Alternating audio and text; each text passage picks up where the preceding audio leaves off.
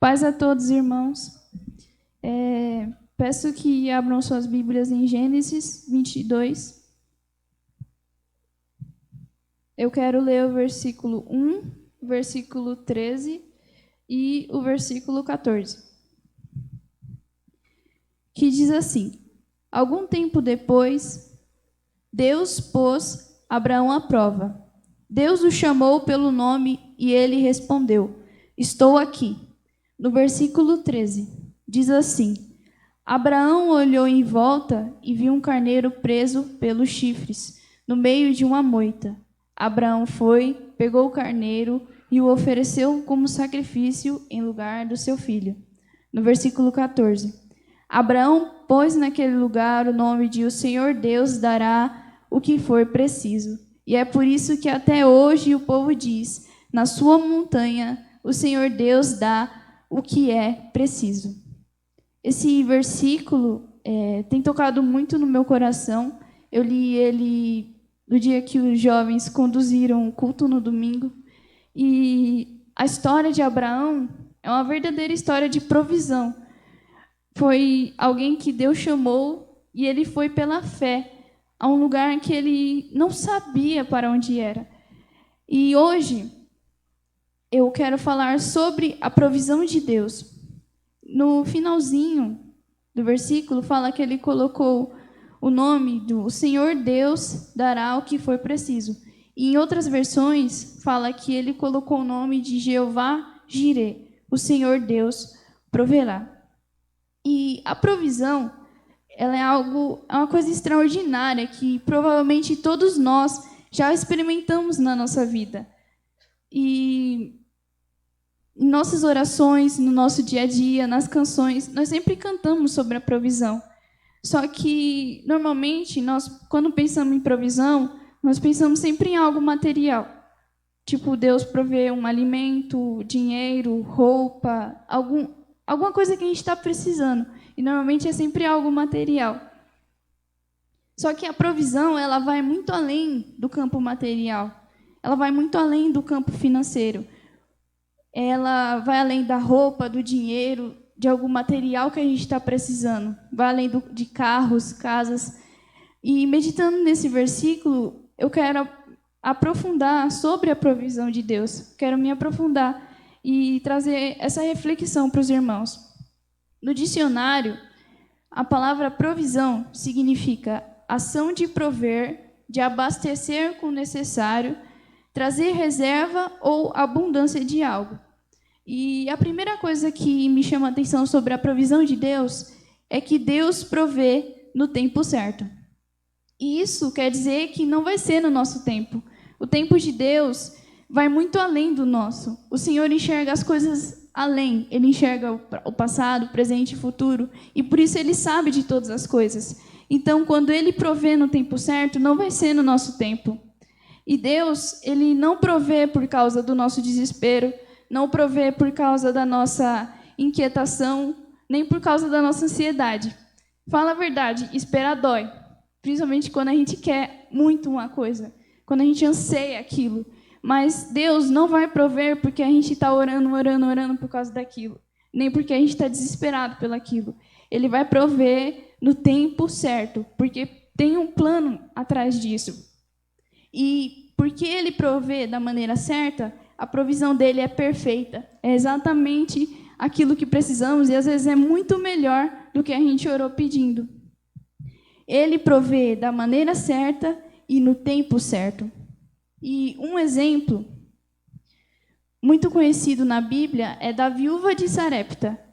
Acho que todo mundo lembra dessa história, que está em 1 Reis 17, no versículo 11 e 12. Elias, ele vai até a casa dessa mulher e ele pede água e pão. Só que tem um porém. Na casa dessa mulher, só tinha ela e seu filho e eles estavam passando por escassez, eles não tinham comida. Mas aí no versículo 12, ela fala assim: Juro pelo seu Deus vivo, o Senhor, que não tenho mais pão. Só tenho um punhado de farinha de trigo numa tigela e um pouco de azeite no jarro. Estou aqui catando uns 2 pedaços de madeira para cozinhar alguma coisa para mim e para o meu filho, vamos comer e depois morreremos de fome. Então, você já imaginou você passar por uma situação em que você já aceitou a sua derrota? Uma situação que você já aceitou que você não vai vencer? Uma situação que você, aqui, ela aceitou a própria morte, a morte do filho, porque ela já não tinha mais esperança. E toda aquela cidade estava passando por essa escassez de alimento. E me chamou muita atenção, e eu fiquei refletindo como Deus faz as coisas. E apesar de ela não ter pão, apesar de ela não ter alimento nenhum, ela não negou o pedido que o profeta fez. E no versículo 14, por ela ter obedecido o profeta, pegado o restinho de coisa que ela tinha, ela foi lá e fez o pão para o profeta. E no versículo 14, ele diz assim: pois o Senhor, seu Deus, o Deus de Israel, diz isso: não acabará a farinha da sua tigela e nem faltará azeite no seu jarro, até o dia em que eu, o Senhor, fizer cair chuva. E muitas vezes, antes da gente receber a provisão, a gente é provado. O Senhor, Ele prometeu que nunca nos irá faltar nada. Mas às vezes nós vamos ser provados. Então você imagina, você já aceitou a sua derrota, você já está pensando na sua morte do seu filho, e chega um homem desconhecido pedindo o restinho de comida que você tem. O que você faria?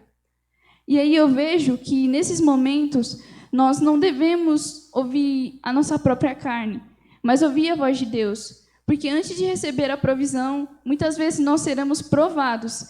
Então, que nós possamos escutar a voz de Deus para não sermos reprovados. Então, quando a gente está com fome, eu principalmente, eu fico nervosa e não quero nem que ninguém fale comigo. Então, você imagina essa mulher vários e vários dias com fome, o jeito que ela estava, além de estar deprimida, porque era a única coisa que ela tinha. Mas, mesmo assim, ela não ouviu a sua carne, o seu instinto de fome ou a sua tristeza. Ela fez aquilo que o homem de Deus pediu. E por isso Deus operou o milagre. Deus trouxe a provisão para a vida dela. E mesmo sem ter esperança, ela poderia ter falado assim para o profeta ir embora. Vai procurar em outra casa. Ou então ela está falando: você não está vendo que eu só tenho isso? Faz um milagre aí, depois eu faço o seu pão. Não. Mesmo assim, ela ouviu a voz do homem de Deus. Ela foi provada naquilo que ela mais estava necessitando, e ela foi aprovada, porque ela não ouviu o seu próprio sentimento, ou a sua própria fome, ou o que ela estava sentindo, mas ela fez aquilo da vontade de Deus, e por isso o Senhor proveu na vida dela e na vida do filho dela. E por isso nós vemos a obediência. A provisão está relacionada também na obediência. O profeta, ele poderia ter simplesmente saído daquela casa por ter visto aquela condição daquela mulher. Mas não, ele sabia que Deus tinha um propósito maior. Porque a gente vai ver no versículo 9 que o Senhor mandou ele ir até a casa de uma viúva. No versículo 9 diz assim: apronte-se e vá até a cidade de Sarepta, perto de Sidom, e fique lá. Eu mandei. Olha isso, eu mandei. Então o Senhor já estava tocando no coração dela, o Senhor já estava falando com ela. Eu mandei que uma viúva que mora ali dê comida para você. E aí nós vemos que o Senhor, ele provê no tempo certo. Ele poderia ter mandado a provisão na casa daquela mulher antes do profeta chegar, mas foi quando ele chegou que a provisão aconteceu. E antes do Senhor Deus prover para aquela mulher e para o seu filho, ele proveu primeiro para o profeta. Ele certificou que quando o profeta chegasse naquela cidade, ele teria o que comer. E isso me chama a atenção, que muitas vezes Deus vai usar pessoas que têm bem menos que você para te abençoar. E só depois essas pessoas vão ser abençoadas. E mesmo a gente tendo pouco, isso não é desculpa para a gente poder abençoar outras pessoas. Que o Senhor Deus, ele pode fazer infinitamente mais do que nós pedimos e pensamos. Então, às vezes, mesmo tendo pouco, nós podemos ajudar outras pessoas. Nós podemos abençoar outras pessoas. E Deus, ele poderia, igual eu falei, ter provido muito antes para aquela mulher e para o seu filho. Mas ele mandou o profeta. Ele poderia ter mandado o profeta para a casa de uma família rica, por exemplo. Ele poderia ter mandado o profeta em algum palácio, ele poderia ter mandado o profeta em qualquer outro lugar, mas ele mandou na casa daquela mulher para que a provisão pudesse ser feita. E por isso que a provisão de Deus acontece no tempo certo, da maneira certa, e acontece de forma que todos possam ver a grandeza dele. Uma coisa muito interessante que nós vemos, todas as vezes que Deus opera uma provisão na Bíblia, nunca é de uma forma sutil. Já percebeu isso? Porque ele opera de maneira certa, no tempo certo, e de forma que todos possam ver que ele é o Deus soberano, e ele nunca deixará faltar para aqueles que confiam nele. A segunda coisa que me chama a atenção sobre a provisão é que não há limitação para a provisão. Deus, ele é o dono do ouro e da prata. E todas as riquezas e todos os recursos da terra pertencem a ele. Então, ele não vai medir tempo, valor ou quantidade quando ele for prover na sua vida. Ele irá usar recursos e pessoas dessa terra para prover na vida de quem não pertence a essa terra. E um exemplo muito bom para essa parte é que não há limitação em dias e nem em quantidade para a provisão de Deus. E aí eu estava procurando na Bíblia, e aí eu lembrei do povo de Israel no deserto. Em Êxodo 16:4, fala assim: agora eu vou fazer chover do céu pão para vocês. Deus proveu o maná. Só que a gente sabe disso, só que eu acho que quando a gente lê a Bíblia, a gente se esquece dos detalhes. O maná era provido todo dia. E o povo de Israel, eu não deu tempo de pesquisar mais ou menos a quantidade, mas era muita gente. E mesmo o povo sendo reclamão, quando eles cansaram do maná, e depois de tanto reclamar, Deus proveu as codornas, que foi o que o pastor também já pregou. E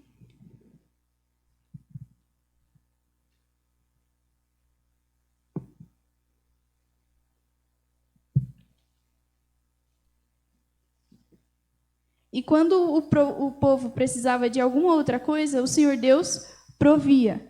Em meio ao deserto, quando eles precisavam de água ou de qualquer outra coisa, Deus provia.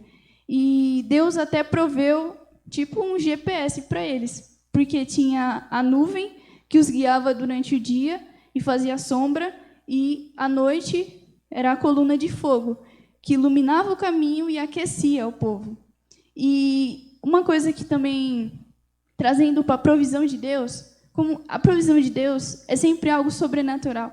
Não tem como explicar. As pessoas desse mundo não entendem, mas quem é filho sabe. Em Deuteronômio 29:5, fala que as roupas e as sandálias deles não se gastavam. Você já imaginou isso? Isso é extraordinário, não tem como imaginar. Por 40 anos, no sol, na areia, a roupa deles não se gastavam e nem as sandálias. Então, simplesmente, na nossa percepção humana, é impossível acreditar nas coisas que Deus faz, mas Ele faz. Fazer o impossível é a especialidade de Deus, quando Ele quer prover nas nossas vidas. E muitas vezes, por causa das aflições, por causa dos problemas, nós perdemos a fé nisso. Deus fez tantas coisas grandiosas, que senão ia ficar muito grande se eu usasse todos os exemplos na Bíblia em que Deus provê. E sempre é algo extraordinário. E se a pessoa não crê que Deus é um Deus de provisão, então eu não sei o que ela precisa, porque Ele faz tantas coisas maravilhosas para abençoar a nossa vida. E outro exemplo é que Ele não há limites. Deus, Ele quebra as leis da física, as leis da matemática, a nossa lógica humana, e tudo que o homem acha impossível, Deus vai lá e faz. Outro exemplo é a multiplicação dos pães, que está em João 6. É uma história muito conhecida, que só havia um menino qualquer, que nem a Bíblia nem cita o nome, que ele só tinha 5 pães e 2 peixes. Mas Jesus pega isso, Ele dá graças e faz a multiplicação.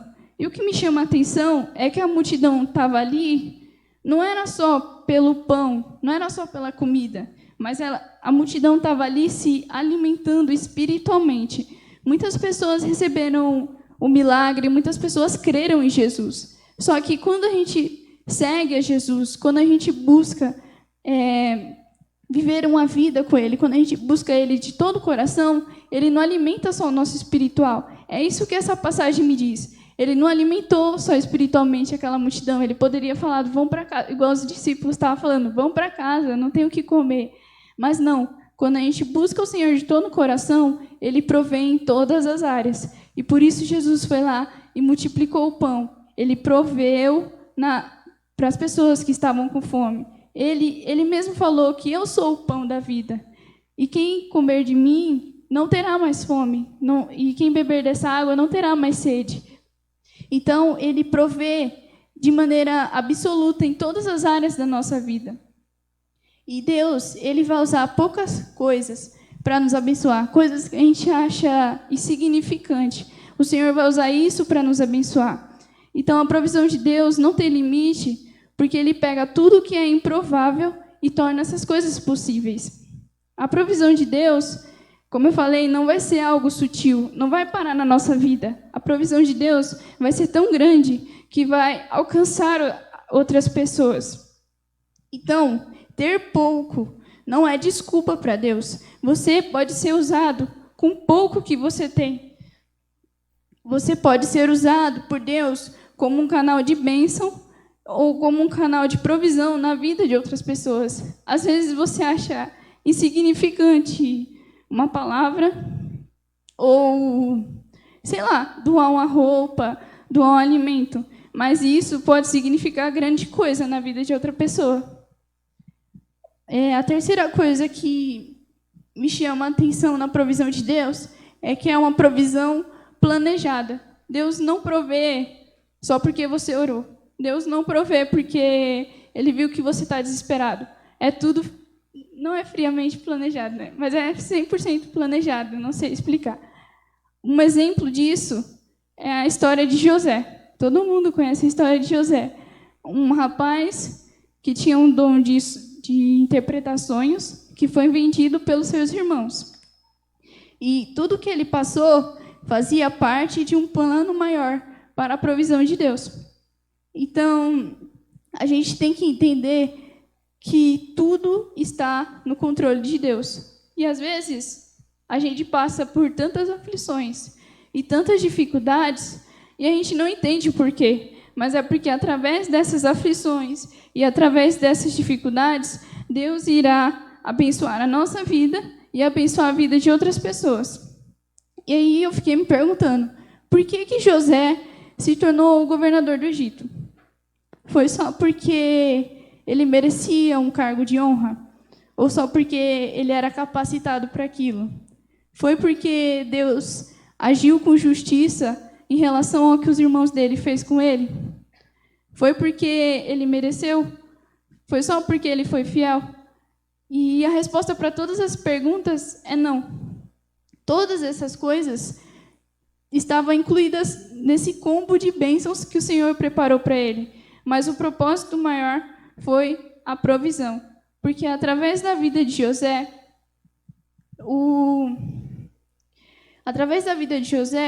o Egito teve grande prosperidade. Se José não tivesse sido fiel e seguisse os planos de Deus, o povo teria perecido durante os 7 anos de fome. E essa fome não ia atingir só a família de José, não ia atingir só o Egito, mas todas as outras regiões que dependiam do trigo e de todos os cereais do Egito. Então, nós temos que entender que Deus usa a nossa vida para abençoar a nossa família, o lugar em que nós estamos e, às vezes, regiões ou lugares que dependem daquilo que a gente faz. A provisão de Deus, ela é algo bem maior do que a gente pode imaginar. Se não fosse a sabedoria de José, se não fosse ele ouvir a voz de Deus, as pessoas iriam perecer durante 7 anos. Mas através de tudo o que ele passou, todas as coisas, a história dele é uma história sofrida, mas nós vemos que a provisão de Deus foi planejada desde o dia em que ele nasceu. Ele foi escolhido para fazer aquilo. As pessoas ao nosso redor, elas vão ser impactadas por todas as coisas que Deus tem feito nas nossas vidas. A quarta coisa que eu vejo sobre a provisão de Deus é que a provisão de Deus sempre vem acompanhada de boas oportunidades. Então, o Senhor não simplesmente vai prover o que você está necessitando, mas através disso Ele vai te dar oportunidades para que você possa ser usado e para que o nome de Deus seja glorificado através da sua vida. Uma vez o pastor estava pregando e ele falou uma frase que as oportunidades, elas são como um trem que passa. Então, é como se Deus fosse o dono dessa estação e Ele te deu a passagem para você pegar o trem. Mas se você vai pegar o trem ou não, isso é com você. Porque Ele vai prover as oportunidades. Ele vai continuar provendo tudo sobre as nossas vidas. Mas se a gente vai aproveitar isso ou não, isso é com nós. Igual a gente estava conversando antes do culto sobre aproveitar as oportunidades. Estava falando com a Bia. E às vezes a gente tem tantas oportunidades de falar do amor de Deus. Às vezes a gente tem tantas oportunidades de contar o nosso testemunho e a gente não usa essas oportunidades. Às vezes Deus proveu de forma tão grandiosa na sua vida e mesmo assim você não conta. Tem pessoas que estão passando por dificuldades e precisa dessa palavra. E nós devemos aproveitar tudo o que o Senhor nos dá. Ele irá continuar provendo. Então a gente tem que ficar esperto para poder usufruir de tudo isso que Ele nos tem dado. Todos nós, a gente já nasceu com coisas incríveis. Deus nos deu dons, talentos, e nós temos que usar isso para o reino dEle. Use tudo que Deus te deu. Use o que você tem. Às vezes, igual eu fico vendo o Juninho, que coragem. Eu não tenho essa coragem. Mas nós vemos que, apesar de pequeno, ele já está usando o que Deus deu para ele. E, igual nos cultos de quarta-feira, antes era tão bonito, tantos testemunhos, tantas pessoas que falavam, e agora, o povo não tem sido abençoado? Deus não está provendo na vida do povo? Eu tenho certeza que Deus continua cuidando do seu povo. Deus continua provendo, mas só que o pessoal não está aproveitando a oportunidade. Então, que a partir desse ano de 2022, a gente receba a provisão de Deus, mas também use as oportunidades que Ele tem nos dado. A sua vida, ela vai transformar a vida de outras pessoas. A sua vida, primeiro, tem que transformar a sua casa.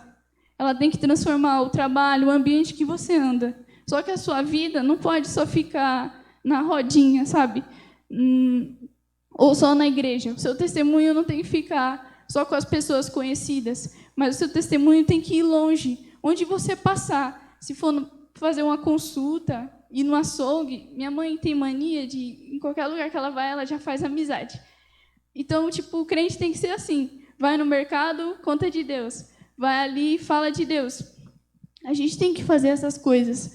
E no versículo 14, que a gente leu em Gênesis 22, no finalzinho, ele fala assim, que na sua montanha, o Senhor Deus dá o que é preciso. Na Bíblia, principalmente no Antigo Testamento, as pessoas subiam a montanha ou o monte para orar a Deus. Então, a montanha e o monte representa, a presença de Deus, buscar a Deus. Então, na sua montanha, Deus dará o que é preciso. Então, isso quer dizer que enquanto você estiver na presença de Deus, enquanto você buscar a presença de Deus, Ele vai continuar provendo o que é preciso. Então, permaneça na presença de Deus e vá à luta. Foi isso que a Raquel tinha falado, que Deus dá as oportunidades, só que a gente precisa se levantar e lutar. Então, às vezes você está desanimado, creia que Deus vai prover a alegria. Se você está com vergonha, sei lá, Deus vai prover a coragem. Tudo o que você precisar, Deus vai prover. Porque, Ele é um Deus do impossível. E já percebeu que, às vezes, parece que a gente diminui o poder de Deus? Às vezes a gente fala, eu estou com vergonha, mas, Deus é tão grande, Ele não é capaz de tirar a sua vergonha? Às vezes a gente pensa, nossa, eu queria isso, mas você não ora. Então, quando a gente faz essas coisas, parece que a gente está diminuindo o poder de Deus. Mas nós temos que ter em mente que Ele é um Deus do impossível. Ele é um Deus que provê tudo. Você imagina a quantidade de maná que Deus proveu para o povo do deserto? Você já imaginou? É surreal isso, é impossível. É só Deus mesmo que faz essas coisas. A roupa não se desgastar. Tem roupa nossa que, se bater demais, já rasga. Agora, 40 anos, a roupa não foi desgastada. Isso é Deus. Então, Ele pode fazer qualquer coisa. Basta você crer. Nada é impossível para aquele que crê. Então, muitas pessoas, às vezes, estão dependendo do seu testemunho, da sua palavra, daquilo que você prega para poder crer em Deus. Muitas pessoas ainda não foram salvas por causa da nossa negligência, porque a gente não tem contado aquilo que Deus tem feito para nós.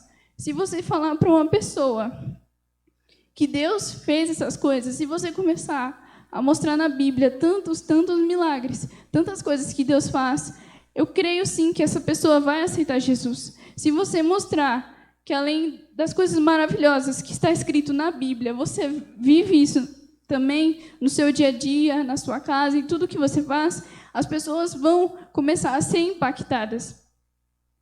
E já finalizando, por último, Deus ele vai prover em qualquer área que faltar. Então, Ele vai prover em tudo. Não há limites para a provisão de Deus.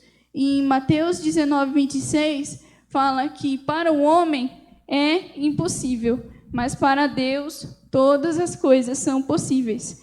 Então, Deus jamais vai deixar faltar nada para aqueles que são escolhidos. No primeiro versículo que a gente leu, em Gênesis 22, fala assim, que Deus colocou Abraão à prova.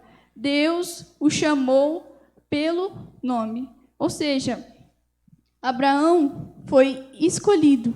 E por isso Deus não deixou faltar nada na vida dele. Até mesmo quando ele se antecipou e teve com Agar e Ismael, Deus não deixou Ismael perecer. Porque Deus amava, Ele ama os seus filhos. Deus ama todos aqueles que são escolhidos. E Ele fala assim, no versículo, Deus o chamou pelo nome. Isso quer dizer o quê? Que Ele é um pai que ama os seus filhos. Ele nos escolheu e Ele não nos irá deixar faltar nada. Tem um louvor que fala assim, temer por quê? Se você está guardado por um Deus que nunca perdeu batalha. O seu nome é Jeová Jiré e Ele irá prover de novo. Então, que nós possamos somente crer na provisão de Deus. O Senhor, no Salmos 23, fala que o Senhor é o teu pastor e nada te faltará. A Bíblia está repleta de versículos que nos dá certeza que Deus nunca nos deixará faltar nada.